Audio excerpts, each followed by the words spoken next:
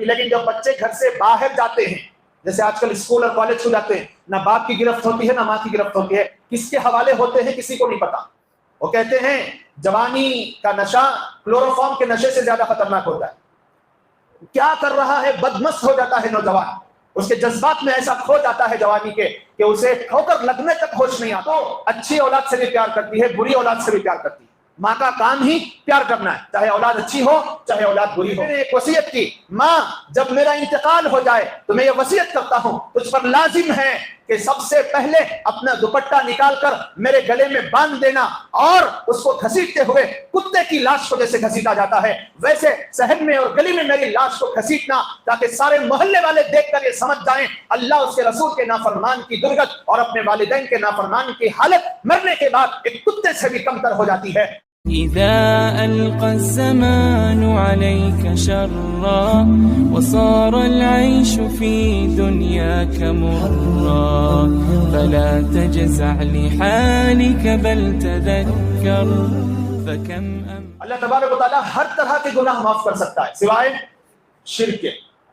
دیکھو توبہ میں دیری ہماری طرف سے ہوتی ہے، اللہ قبول کرنے کے لیے ہمیشہ تیار ہے۔ اس پر ایک واقعہ حضرت حسن بصری رحمت اللہ علیہ کے زمانے کا، حسن بصری رحمت اللہ علیہ کا دور ہے، ان کے دور میں ان کی ایک شاگردہ تھی، کون تھی؟ شاگردہ۔ وہ بڑی نیک متقی پرہیزگار عورت تھی اور حضرت کے درس میں برابر روزانہ شریک ہوتی تھی، پردے کے ساتھ بیٹھ کر حضرت کا درس سنتی اور قابل عمل باتوں پر عمل کرتی، اللہ اس کے رسول کے حکموں کے مطابق زندگی گزارنے کی کوشش کرتی۔ ان کا ایک لڑکا بھی تھا اور خاوند بہت بڑا تاجر تھا، مالدار تھا اور بہت پیسے والا آدمی تھا۔ ایسے ان کی زندگی گزر رہی تھی۔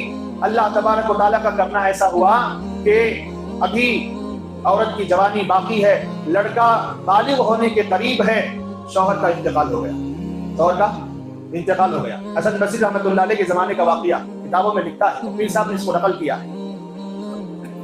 تو مسئلہ یہ تھا کہ لوگوں نے اس عورت کو، شاگردہ کو، حسن بصری رحمۃ اللہ علیہ کی، حسن بصری رحمۃ اللہ علیہ کی شاگردہ کو مشورہ دیا کہ ابھی جوانی باقی ہے، بچہ بھی ابھی بالغ نہیں ہوا ہے، دوسری شادی کر لو۔ تو اس عورت نے کہا کہ اگر میں شادی کر لوں گی تو پتہ نہیں میرے لڑکے کا کیا ہوگا، کیونکہ مجھے قبول کرنے والا میرے لڑکے کو بھی قبول کرے اور اس کے اصلی باپ جیسا پیار دے، یہ کیسے ضروری ہو سکتا ہے؟ تو میں اپنے بچے کے خاطر نکاح سے روکتی ہوں۔ ایسی عورتوں کے بارے میں حدیث پاک میں آیا ہے، اللہ کے نبی علیہ الصلوۃ والسلام نے فرمایا صرف اپنے بچوں کی پرورش اور حفاظت کے خاطر جو عورت نکاح سے رک جاتی ہے، نکاح کی عمر ہوتے ہوئے، وہ اللہ کے راستے کی غازی ہو کر مرتی ہے۔ اللہ کے راستے میں مجاہد کو جو ثواب ملتا ہے وہ ثواب اس عورت کو ملتا رہتا ہے۔ تو بہرحال فیصلہ کر لیا کہ بیٹی شادی نہیں کرنا، تو پرورش ہوتی رہی۔ ادھر حسن بصری رحمت اللہ علیہ کی کلاس میں آتی رہی، جاتی رہی۔ بچہ دھیرے دھیرے دھیرے دھیرے کیا ہونے لگا؟ بڑا ہونے لگا، بالغ بھی ہو گیا۔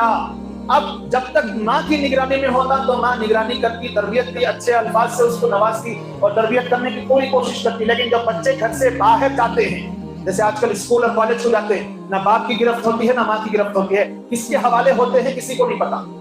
تو ویسے بچہ باہر جاتا تو صحبتوں کے خراب ملنے کی وجہ سے اور گندے دوستوں کی وجہ سے اس کا مزاج بھی بگڑنا شروع ہو گیا، شباب کباب اور شراب کا عادی ہو گیا، نشیڑی بن گیا، گنجیڑی بن گیا، ہر بری عادت میں ملوث ہو گیا۔ اور پیسہ تو تھا، چڑھتی جوانی بھی۔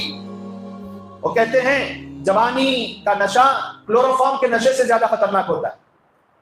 کیا کر رہا ہے، بدمست ہو جاتا ہے نوجوان، اس کے جذبات میں ایسا کھو جاتا ہے جوانی کے کہ اسے ٹھوکر لگنے تک ہوش نہیں آتا، اتنا بدمست ہو جاتا ہے۔ کہتے ہیں جوانی مستانی شہوانی، ہر قسم کی جوانی کا مزہ لینے لگ جاتا ہے۔ تو بہرحال وہ بگڑ گیا، ہاتھ سے نکل گیا۔ والدہ بٹھاتی، سمجھاتی، حضرت کے پاس لے جاتی۔ لکھا ہے حضرت حسن بصری رحمت اللہ علیہ اپنا درس چھوڑ کر 2 گھنٹے اس نوجوان کو سمجھایا کرتے تھے۔ اتنا وقت کا بڑا ولی جن کا شمار بڑے بڑے اولیاء میں، اور اس وقت حدیث کی خدمت انجام دے رہے ہیں، درس پڑھاتے ہیں، سینکڑوں افراد، ہزاروں کے افراد حضرت سے مصطفیٰ استفادہ کرتے ہیں، اس میں بھی اس لڑکے کو سمجھانے کے لیے، اپنے شاگردہ کے بیٹے کو سمجھانے کے لیے حضرت 2 گھنٹے لگاتے ہیں۔ لیکن نہیں، ایک کان سے سنتا، ایک کان سے چھوڑتا، باہر نکلتا تو پھر وہی شراب کباب، شباب، گندی عورتوں کے تعلقات میں آ گیا۔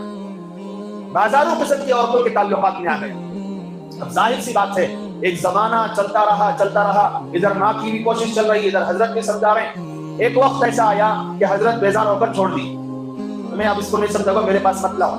लेकिन माँ तो माँ होती है, माँ कैसे छोड़ सकती है? माँ हमेशा समझाती रही कि बेटा तू जिस रास्ते पे चल पड़ा है, ये रास्ता तुझे जहन्नम की तरफ ले जाने वाला है, जन्नत के रास्ते पर आ जा।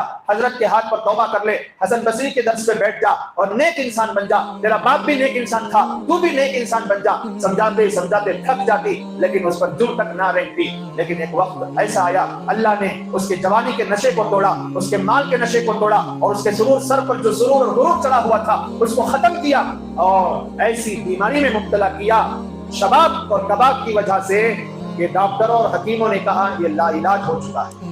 क्या हो गया है? लाइलाज। अब इसका कोई इलाज नहीं हो सकता। और जाहिर सी बात है, जो बाजारू औरतों के कॉन्टैक्ट्स में आते हैं वो इस तरह की बीमारियों में जरूर मुब्तला होते हैं। इबरत है, इबरत नौजवानों के लिए, और ये नौजवान ही का वाकया है। तो बहरहाल एक वक्त ऐसा आया, बड़ी बीमारी का शिकार हुआ और बिस्तर का होकर पड़ गया। जब बिस्तर का हुआ तो माँ होती है। बाप कभी गुस्से में कह सकता है कि मेरा घर छोड़कर चला जा, लेकिन माँ नहीं कह सकती। माँ तो अच्छी औलाद से भी प्यार करती है, बुरी औलाद से भी प्यार करती है। माँ का काम ही प्यार करना है, चाहे औलाद अच्छी हो चाहे औलाद बुरी हो। शराबी कबाबी बेटा बन गया, लेकिन उसे समझाना और प्यार करना नहीं छोड़ी। बीमार होकर बिस्तर का हो गया, डॉक्टरों ने कहा अब तेरे बच्चे को बचाना मुश्किल है। तो माँ ने फिर उससे कहा कि बेटा अभी भी तेरे पास वक्त है, तौबा कर। जब वो बिस्तर का हो गया और नशा गुरूर सब उतर गया, तब उसको बात माँ की समझ में आई। तब उसने सवाल किया, दिल नरम पड़ा, माँ मैं तौबा तो करना चाहता हूँ, क्या अल्लाह मेरी तौबा कबूल करेगा? क्योंकि ऐसा कोई बड़ा गुनाह नहीं है जिसको मैंने ना किया हो। मैं शबाब में मुलव्विस रहा, मैं शराब में मुलव्विस रहा, मैं लौंडीबाजी में मुलव्विस रहा, मैं नाजायज ताल्लुकात में रहा, मैं बाजारों औरतों के कॉन्ट्रैक्ट में रहा, मैं शराब पीता रहा, दिन रात बाप की कमाई को हराम जगहों में खर्च करता रहा। क्या इतने बड़े बड़े गुनाहों को भी अल्लाह माफ कर देगा? तो माँ कहने लगी, बेटा हसन बसरी हमारे उस्ताद हैं, चल बेटा उनके पास जाते हैं, हजरत से पूछते हैं। तो बेटा कहने लगता है, माँ ना मैं उठ के जा सकता हूँ, ना उठाकर तू ले जा सकती है। एक काम करना, तो हजरत की खिदमत में चले जाना, उनसे कहना कि मेरा बेटा तुम्हारे हाथ पर बैत होकर तौबा करना चाहता है और अल्लाह के सामने तौबा करके मरना चाहता है, आप हजरत को लेकर मेरे पास आ जाना। माँ दौड़ी दौड़ी जाती हैं, दस्तक देती हैं, खिटखिटाती हैं दरवाजा। हसन बसरी रहमतुल्लाहि अलैह इधर खैरुल्लाह के लिए खाना खाकर सोने के लिए जा रहे होते हैं, क्योंकि उठकर हजरत को दर्स देना होता है। आवाज सुनाई देती है, पूछते हैं कौन? कहा मैं फलां शागिर्द हूँ, मेरा बेटा मर्जुल मफात में मुब्तला हो चुका है, मरने के करीब है, वो आपके हाथ पर तौबा करना चाहता है। हजरत समझे कि ये पहले नाटकों की तरह आज भी कोई नाटक कर रहा होगा, आज भी मुझे मेरा टाइम वेस्ट करेगा, मुझे सबक पढ़ाने बैठना है, मैं इसके चक्कर में पढ़ूंगा तो सबक जाया हो जाएगा। लिहाजा कहा मैं आने का नहीं, तेरा बेटा तौबा करेगा नहीं। कज़ालिका यत्बअुल्लाहु अला कुल्ली क़ल्बि मुतकब्बिरिन जब्बार। अल्लाह ताला हर घमंडी के दिल पर मोहर लगा देता है कि वो कभी तौबा ना कर पाए। तेरा बेटा भी उसमें शामिल हो गया है। तो हजरत ने ये कह दिया। तो माँ से उस बेटे ने कहा था जाते वक्त, हजरत को कहना कि अगर मेरे आने से, तुम्हारे आने से पहले मेरा इंतकाल हो जाए तो हसन बसरी रहमतुल्लाहि अलैह मेरा जनाजे की नमाज पढ़ाई। तो जब हजरत ने साफ साफ इनकार कर दिया कि मैं नहीं आऊंगा, तो माँ ने रोते हुए कहा, हजरत वो सच में मरने के करीब हो चुका है, एक बहुत बड़ी बीमारी ने उसे घेर लिया है, वो तौबा करना चाहता है। तो हजरत ने फिर भी मना कर दिया कि मैं नहीं आऊंगा, मुझे दर्स पढ़ाना है। तो कहा, वो कहता है उसकी आखिरी ख्वाहिश है कि उसके मरने के बाद आप उसकी जनाजे की नमाज पढ़ाएं। तो हजरत का मौक़िफ़ ये था, मन तरक सलात मुतअम्मिदन फ़क़द कफ़र, जो जानबूझकर नमाज छोड़ दे वो काफिर हो जाता है। जो जानबूझकर, उनके नजदीक अल्लाह रहम फरमाए इमाम आजम अबू हनीफा रहमतुल्लाहि अलैह पर हदीस का मतलब ये बयान फरमाया, बंदा जानबूझकर नमाज छोड़े हकीकी काफिर नहीं होता, हाँ कुफ्र वाला अमल जरूर करता है। अगर हदीस को जाहिरी अल्फाज पर फिट कर दिया जाए तो आपको हर मोहल्ले में काफिर मिलेंगे। क्या समझते? तो उनका वो मौक़िफ़ था।